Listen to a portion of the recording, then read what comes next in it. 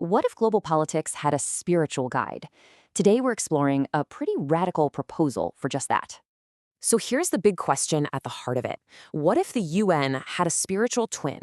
The main analogy is balance, a spiritual force working right alongside the political UN like Shiv and Shakti. The proposal is built on three core ideas: UB, UM, and UD. Let's unpack that. Okay, let's start with the United Masters.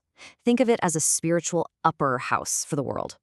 The argument is that talks on brotherhood and duty, that's UB and UD, just don't work without So why the urgency? Well, the mission says spirituality is the only way through our current global crises, and it's meant to tackle the really big stuff, from WMDs and AI risk to climate change.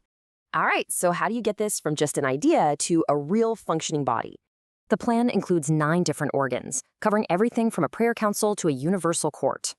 And it's not just a structure, there's also a 9-point global call to action to make it happen.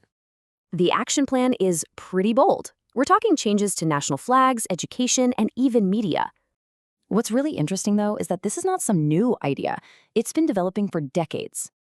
This timeline shows its 30-year journey, from a temple vision all the way to a UN proposal.